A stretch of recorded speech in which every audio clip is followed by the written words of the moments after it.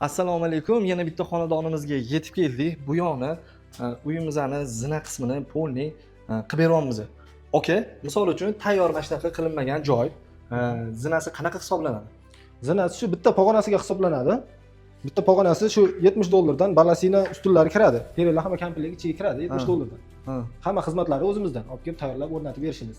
Misol uchun mana shu nechta zina ketgan shu o'tga qancha vaqtda ichida bitdi? Bu yerga 42 ta stupenka bo'lgan, 40 kunda tayyor bo'lgan. Noldan tayyorlab tugatib berishimiz. Xo'p, zakaz o'lchagan kunimizdan hisoblanishni boshlaydi. Ustanovkasiga qancha vaqt ketadi? Ustanovkaga o'rtacha 1 hafta ketadi. Agar 2 etajli uylar bo'lsa, buni podvali ham bor, sal ko'proq vaqt ketgan. Bir 4 kun nari berib ketadi. 2 hafta vaqt ustanovkaga, 2 hafta tayyorlab kelganimizdan keyin 4 kunda 2 qavatli uylar bo'ladi. Bular bo'lsa 1 hafta ketib qoladi podvali bilan bo'lsa. Keyin hozir bu $70 varianti do'z. Bu endi deshofkaroq narsami shunda? Eng arzon variantida hozirgi kunda. Qancha laminatdan bular? Qancha xizmat qiladi?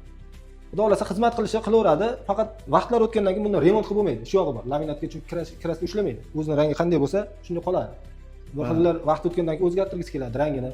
Yong'oq, shipon bo'ladigan bo'lsa, keyinchalik boshqa rangga bo'yasa bo'ladi.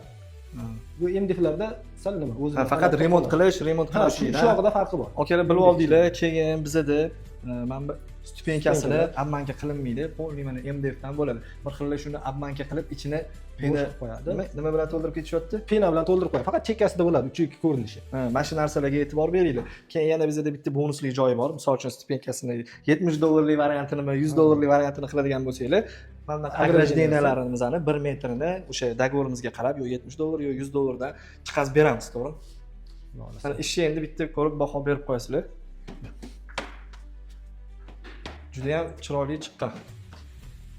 Ko'rayotganinglardek, ranglari ham uyi dizayniga juda ham mos tushgan.